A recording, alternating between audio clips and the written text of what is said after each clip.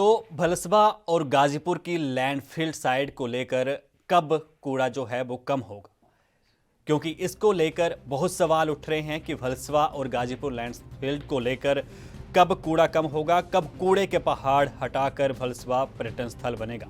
सांसद हंसराज हंस ने भलसवा लैंडफिल का निरीक्षण किया और वहां पर उनके साथ जो है वो लोकसभा सांसद मनोज तिवारी भी मौजूद रहे। बता दें कि हंसराज हंस दिल्ली पश्चिमी के लोकसभा सांसद हैं और मनोज तिवारी भी उनके साथ इस वक्त मौजूद रहे। कूड़े का ये पहाड़ जिसे भाजपा ने कहा था कि इसे ढहाकर इसे यहाँ से साफ करके यहाँ पर पर्यटन स्थल बनाया जाएगा, भलसवा में भी और गाजीपुर में भी लैंडफिल साइट जो है उसमें कूड़ा उठाकर इस वक्त 40 से ज़्यादा मशीनें वहाँ पर लगाई गई हैं और लगभग 2 साल का टारगेट इसमें रखा गया है कि 2 साल के अंदर इसे अच्छे पर्यटन स्थल के रूप में विकसित किया जाएगा और जिसके लिए अब काम जारी है।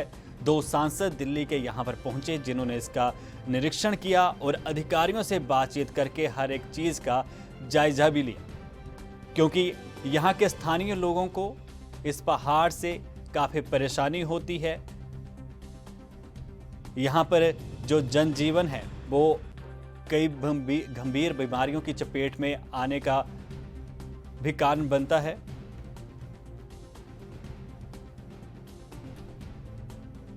तो इसी पर हम लोग ज़्यादा जानकारी के लिए जल्द ही हमारे जो हंसराज हंस हैं सांसद, उनको फ़ोन लाइन पर भी लेंगे।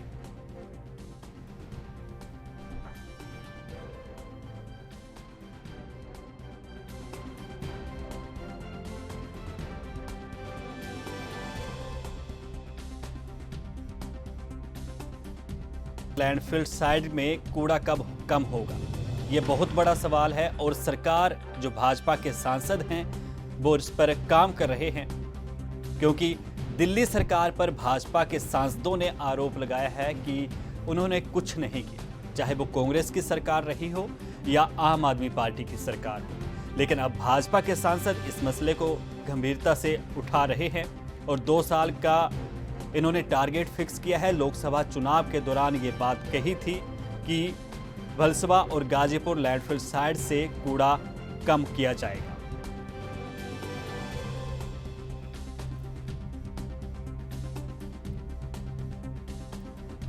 सांसद हंसराज हंस की ये तस्वीरें हैं जहां पर उनके साथ मनोज तिवारी भी पहुंचे हुए थे। दोनों नेताओं ने यहां पर दौरा किया, क्योंकि दोनों ही नेता इन दिनों दिल्ली में कोरोना से जंग लड़ने में पूरा सहयोग दे रहे हैं। जगह जगह जाकर अपने अपने क्षेत्र में मास्क वितरण और इसके साथ ही लोगों को कोरोना के बारे में जागरूक भी कर रहे हैं।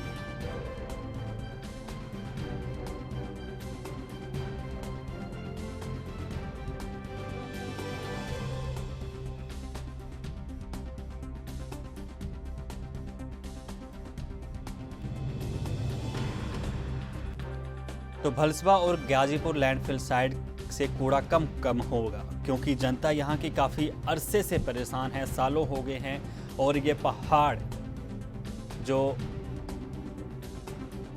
काफ़ी परेशानी का कारण वहाँ के स्थानीय लोगों के लिए बन चुका है, जिसे अब हटाया जा रहा है।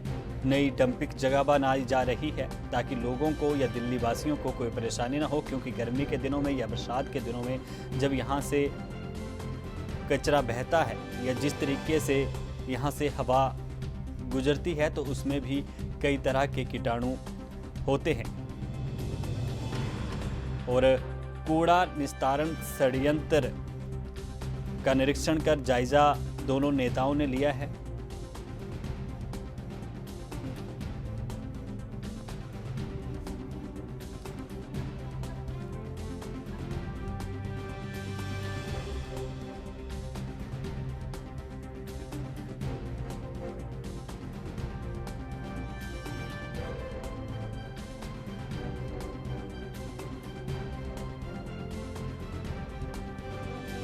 तो हमारे साथ सांसद भाजपा के हंसराज हंस जुड़ चुके हैं।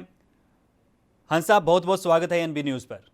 थैंक यू जी, बहुत शुक्रिया, आपने याद किया। अच्छा साहब, जिस तरीके से भलसवा और गाजीपुर लैंड साइट को कूड़ा मुक्त करने की मुहिम आपने चलाई है। जी जी।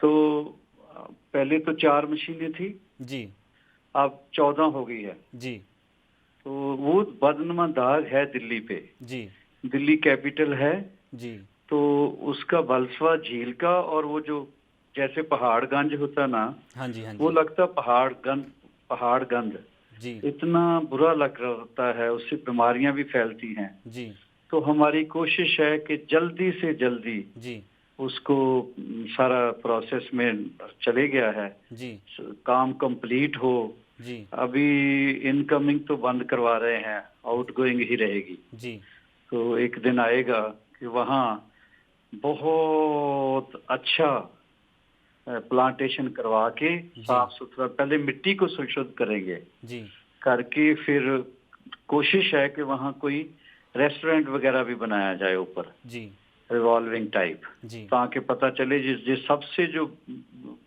गंदी जगह थी जी वो सबसे पवित्र हो गई है। जी जी तो जो भलसवा झील है, जी वो दिल करता है कि वहाँ टूरिस्ट आया करें, जी अपना मजा लें। इतनी अच्छी जगह है, इतनी गंदी हुई हुई है, जी तो जी। उसको भी करने का है। अच्छा हंसराज साहब, जिस तरीके से आप जब पंजाब से दिल्ली का रुख करते थे तो हाँ जी। वो वक्त तो आपको याद आता ही होगा, क्योंकि जब हाँ जी। इस पहाड़ को देखते होंगे तो कभी ख्याल नहीं आया था पहले, जिस तरीके से आज आपने वो ये मुहिम छेड़ी है। ख्याल ख्याल आता था, तभी तो पहला काम ये किया है। जी पंजाब से जब आते थे तो हम हमेशा सोचते थे ये दाग है, जी लेकिन उस वक्त हमें ये नहीं पता था कि भी हम पॉलिटिक्स में आएंगे, जी जहाँ इलेक्शन फाइट करेंगे, जहाँ इलेक्ट हो जाएंगे। जी ये तो डेस्टिनी है। जी तो फिर ध्यान में आया, तो तभी तो यही शुरू ही मैंने यहाँ से हुआ जब इलेक्ट हुआ कि जी ये बहुत बड़ा दाग है दिल्ली के मुख पे, जी इतनी खूबसूरत मुखड़े पे दाग है ये।